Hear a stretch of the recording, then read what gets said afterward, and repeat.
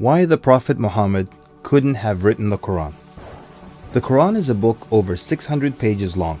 It covers a wide range of topics and was revealed bit by bit over a period of 23 years. So if a man wrote the Qur'an, we already have a number of problems. If you're going to write a book like the Qur'an and claim it's from God, you can't make any mistakes. The book can't contradict itself, and you have to keep it consistent as you add to it over a period of 23 years and keep the message consistent. The grammar and style also have to remain the same. If the Qur'an is not from God, Muhammad would have to write it himself. That means in the middle of the Arabian desert, with no books around and being illiterate, he would have to know law, civil rights law, criminal law, family law, labor law, military law, personal injury law, real estate law, and tax law. He would have to know history. With little to no Christian presence in Mecca, he would have to know the stories and events in the lives of the prophets before him, the history of past nations, Judeo-Christian religious rulings, and he would have to know it well enough to somehow offer additional information and details not found in those books. He would have to know how to develop a nation, how to start a government, know about worship and purification, invent dietary laws, know psychology, about raising children, arbitration, distribution of wealth, finance, and business.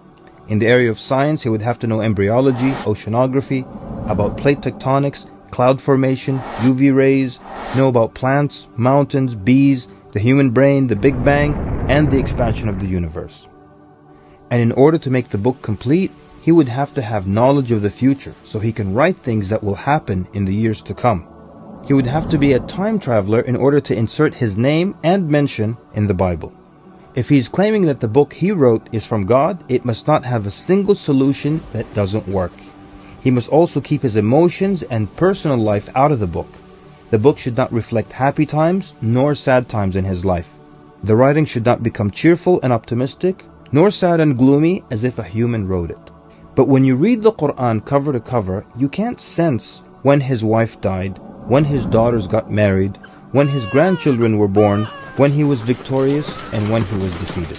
To anyone who examines the Qur'an, it becomes perfectly clear that there is no way a man in the desert 1400 years ago could have written such a book. But what if it were a committee of brilliant minds, a secret society that is in charge of correcting, updating, and rewriting the Qur'an over the years? Their job would be to make sure that the book appears to be accurate, has no mistakes or contradictions, and to keep updating it to agree with science and the changing world. If that were the case, then there would be other versions of the Qur'an. Due to edits and improvements, we would have new edited versions and old versions with mistakes.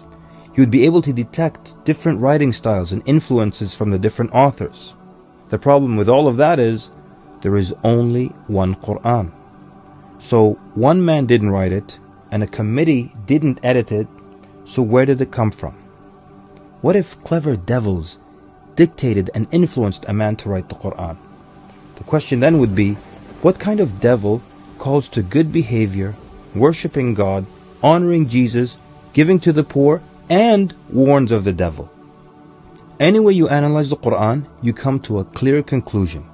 It could not have been written by a committee, a devil, nor the Prophet Muhammad. Since it's impossible for Muhammad to have written it, then that means he was truthful in that it is from God. If it is from God, that means he was a genuine prophet. And if he's a genuine prophet, then his message should be heeded and obeyed.